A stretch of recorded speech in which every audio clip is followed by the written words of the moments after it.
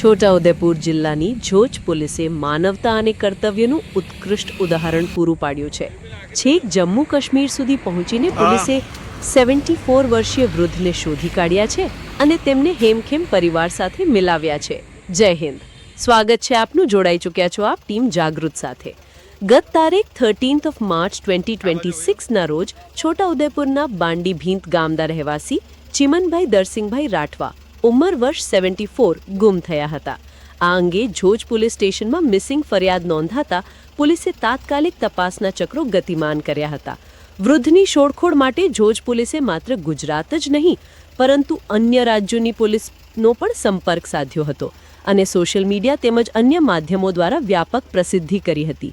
તપાસ દરમિયાન જમ્મુ કાશ્મીરના ઉધમપુર વિસ્તારમાંથી આ વૃદ્ધ મળી આવ્યા હતા. ત્યાંની સ્થાનિક પોલીસે જોજ પોલીસનો સંપર્ક કરતા જ એક ટીમ તાત્કાલિક જમ્મુ કાશ્મીર રવાના થઈ હતી. જોજ પોલીસની ટીમ ચિમનભાઈને સુરક્ષિત રીતે પરત ગુજરાત લાવી હતી. ઘણા સમયથી ચિંતામાં ડૂબેલા પરિવારજનોએ જ્યારે પોતાના મોભીને નજર સામે જોયા ત્યારે વાતાવરણ ભાવુક બની ગયું હતું. ટૂંકા ગાળામાં અને આટલા દૂરના અંતરેથી ગુમ થયેલ વ્યક્તિને શોધી કાઢવા બદલ પરિવારે અને સ્થાનિકોએ જોજ પોલીસનો આભાર માન્યો હતો. પોલીસની આ સક્રિયતા અને આંતરરાજ્ય સંકલનને કારણે આજે એક પરિવારનો માળો વિખેરાતા બચી ગયો છે.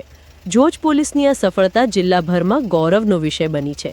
ત્યારે આ ઉત્કૃષ્ટ અને માનવતાથી મહેકતા કાર્ય બદલ તો ટીમ જાગૃત જોજ પોલીસ સ્ટેશન અને તેમની ટીમને અભિનંદન આપે છે. જય હિન્દ. જોજ પોલીસ સ્ટેશનની જાણવાજોગ નંબર 3/26ના 18/3/2026ના રોજ ગુમ જાણવાજોગ દાખલ થયેલી, જેની તપાસ છોટાઉદેપુર તેમજ બહારના રાજ્ય તેમજ આંતર જિલ્લા રાજ્યોમાં તપાસ કરતા ચિમનભાઈ દરસિંગભાઈ રાઠવા જેમની ઉંમર 74 વર્ષ છે, તેઓ તપાસ દરમિયાન જમ્મુ કાશ્મીર રાજ્યના ઉધમપુર પોલીસ સ્ટેશન વિસ્તારમાંથી મળી આવ્યા. ત્યાંના પોલીસનો સંપર્ક કરતા ત્યાંથી અત્રેના પોલીસ સ્ટેશનના જાણવાજોગના કામે પરત લાવેલા છે અને તેમના પરિવાર સાથે સુખદ મિલન કરાવ્યું છે.